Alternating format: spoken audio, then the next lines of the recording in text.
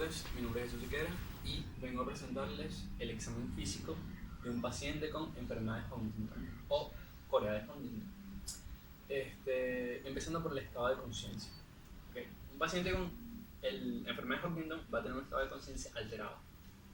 El paciente en escala de Comer-Glasgow no va a presentar alteración en esta misma escala por la patología en sí. La Corea no va a permitir la evaluación exacta de los movimientos y va a impedir también la de la visualización. Un paciente que tiene Corea de Huntington también tiene disartria y eso imposibilita la correcta evaluación del habla de la persona. Con respecto al contenido de la conciencia, al paciente se le van a hacer preguntas. Se le van a hacer preguntas, ¿por qué? Porque esta enfermedad se basa en tres aspectos de evaluación, que es el cognitivo, el neurológico y el psiquiátrico. La parte más importante en este caso será el cognitivo y nos referimos al contenido de su conciencia. Okay. Paciente, una pregunta, ¿qué día es hoy? Miércoles. Ok, ¿de qué fecha? Del 10. Ok, ¿de qué año? Del 2019. Ok, como pueden ver, el paciente plantea una información con cierto rango de error. Los pacientes cuando cursan esta enfermedad, mientras más tiempo la tengan, como es un proceso degenerativo y es progresivo, van a continuar hasta la demencia. Normalmente los pacientes cuando se dan cuenta que tienen esta enfermedad tienden a suicidarse. Y con respecto a la disartría, el paciente se le hacen preguntas o trabalenguas. En este caso usaremos una palabra complicada. Paciente, por favor, di otorrinolaringología. Otorrinolaringología. Okay. En este caso, los pacientes como tienen Corea, se les va a dificultar por los movimientos involuntarios decir la palabra completa. Okay. Con respecto a la fascia, un paciente con esta patología va a presentar tics parecidos a lo del síndrome de Tourette.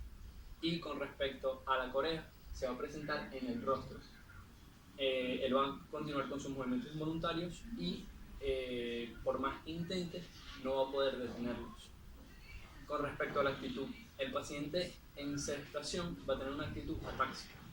O sea, va a tener siempre presencia de los movimientos involuntarios. Y en bipedestación, ¿cuál paciente? Un momento. Su postura va a ser con las piernas abiertas, con el centro de gravedad hacia adelante, intentando no perder el equilibrio. Con respecto a la ataxia, si se le hacen pruebas al paciente, como la dinamia, se le pide al paciente que punte las piernas, que cierre los ojos y que mantenga las manos hacia arriba, el paciente tiende a perder el equilibrio. Ok, con respecto a la marcha del paciente, como ya vimos en bipedestación, va a ser atáxica, es decir, el paciente va a caminar intentando mantener su punto de sustentación lo más hacia el frente posible para poder continuar con la movilidad. Esto porque la Corea le impide la función correcta de sus movimientos voluntarios. Pausa. Ok, con respecto al lenguaje, el paciente va a tener cierta pérdida intelectual, caracterizada normalmente por una dificultad para la comunicación y también pérdida en muchos casos de conocimientos previos, los recuerdos, las memorias, tanto de largo o corto plazo, se pueden ver afectadas. Algo más importante que agregar sobre el lenguaje es que un paciente con esta enfermedad va a manejar una dificultad para la pronunciación debido a la Corea. La Corea va a impedir que el paciente tenga la movilidad en el rostro suficiente para emitir a veces las palabras y eso le va a producir una disartria. Con respecto al tono muscular, un paciente con esta patología es hipotónico, es decir, el paciente se encuentra en un estado flácido o en un estado de hiperreflexia. Un paciente que si le haces una prueba a nivel de los reflejos, te puede mostrar que a un toque alza rápidamente la pierna. Con respecto al trofismo muscular, como es un paciente hipotónico, el trofismo no va a estar del todo bien. ser un paciente con cierta debilidad en los músculos y una degeneración en ellos. Con respecto a la coordinación, un paciente obviamente descoordinado. Descoordinado, ¿por qué? Por los múltiples movimientos en varias áreas. Colocámoslo así, la corea como una enfermedad, como su principal síntoma, puede comenzar en miembros superiores.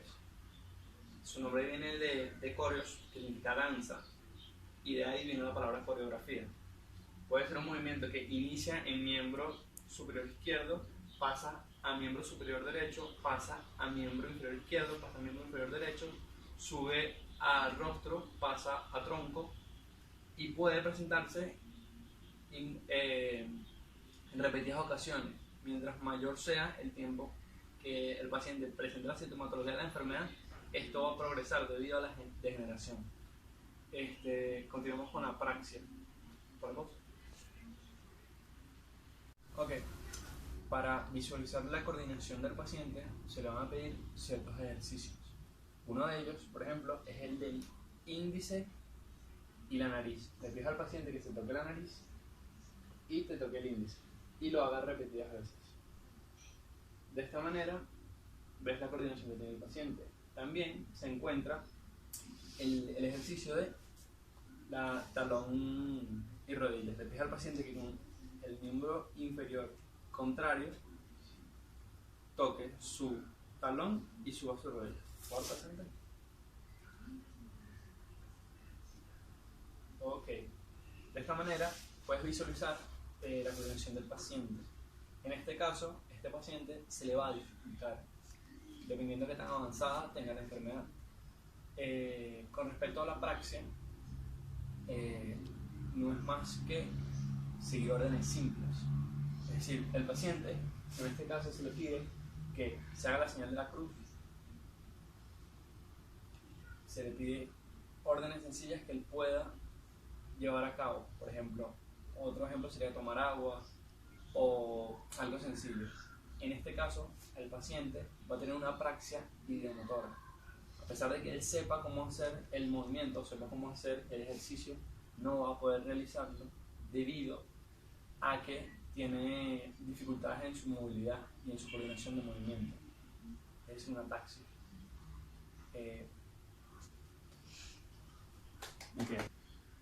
Ok, con respecto a los movimientos involuntarios, en este caso nos referimos a la corea, que ya ha sido mencionada en reiteradas ocasiones en este video, y no es más que una cantidad de movimientos parecidos a danza que se van a repetir siempre en el paciente. Esto es el signo patognomónico de esta enfermedad.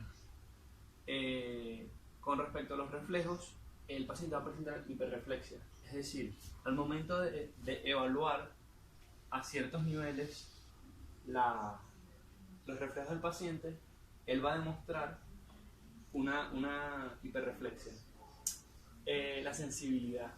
Un paciente con esta patología no tiene la sensibilidad, el proceso de sensibilidad atrofiado. Es decir, el paciente puede sentir cuando lo tocas, cuando son estímulos dolorosos o cuando tienes contacto con él. Y con respecto a los signos meningios, el paciente normalmente va a tener rigidez a nivel de la nuca, pero es el único signo meningio que comparte con otras patologías de esta índole. Haremos con la evaluación de los pares que tienen mucho que ver con la vista, es decir, segundo, cuarto y sexto par craneal, es decir, el oculomotor troquial y oculomotor externo. Con referencia a esto, nos vamos a basar en su evaluación, pidiéndole al paciente que por favor mire al dedo, que lo siga de izquierda a derecha sin mover la cabeza y de arriba hacia abajo. De esta manera evaluamos estos pares craneales. Con respecto al quinto par craneal, que es el trigémino, le pedimos al paciente que se mantenga quieto mientras procedemos a tocarle la cara, sentir su temperatura y evaluar estímulos dolorosos. Y si se estimulan ante ellos. Con respecto al séptimo par craneal, que es de la expresión facial o par facial, Le pedimos al paciente que por favor haga movimientos faciales, que sonría, que ponga acá, frunza el sello, que mire hacia arriba. De esta manera el paciente demuestra la inervación de este percraneal. Con respecto al glosofaringeo, procedemos a pedirle al paciente que por favor haga la maniobra de tragar. Ok, luego de le vemos el siguiente par craneal que tiene que ver con es el hipogloso, el doseado. Le pedimos al paciente que saque la lengua. Una vez le pedimos que vuelva a ingresar la lengua. Una vez terminado esto, vamos a hablar por último el espinal, que es el de los movimientos del cuello. Haciéndole resistencia al paciente, le pedimos que por favor mueva el cuello hacia el lado contrario. ¿Listo? Hacia el lado contrario. ¿Listo? Hacia abajo. ¿Listo? Y hacia arriba. ¿Listo? Ok, en todas estas pruebas, este paciente nos va a demostrar lo siguiente. Cuando se trata de los oculares, el paciente normalmente va a seguir el dedo, pero también va a tener movimientos espontáneos de los ojos, sin ningún tipo de estímulo. Con respecto al trigémino, que es el par de la deglución, el paciente va a tener disfagia, va a tener dificultad para tocar.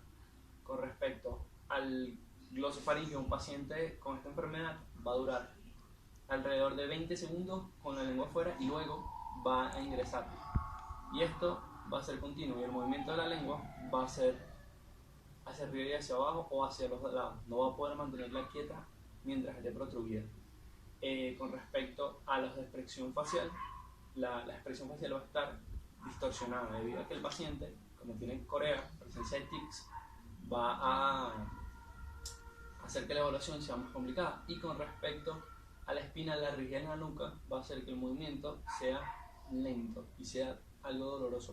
Este sería el final de la evaluación. Y con respecto a la sintomatología de este paciente, tenemos que tener en cuenta que los rasgos más importantes son la hipotonía muscular, los signos de demencia, va a sufrir depresión, va a sufrir ansiedad, puede sufrir muchos tipos de enfermedades del ámbito psiquiátrico. El paciente tiene que estar en evaluación, va a tener pérdida de intelectual y por último y lo más destacado siempre va a ser la corea, porque es el principal signo y es el que nos da como pie a la investigación sobre esta enfermedad. Es importante que también revisemos la historia clínica de los familiares, ya que esta es una enfermedad autosómica dominante, es decir, esta enfermedad se traspasa de padres a hijos, generación en generación, viéndose afectados a través de la genética, el CAC. El CAC se va a extender en el ADN de estos pacientes y esto va a producir una proteína que se llama huntingtina. Esta ha sido mi presentación, espero realmente les haya gustado.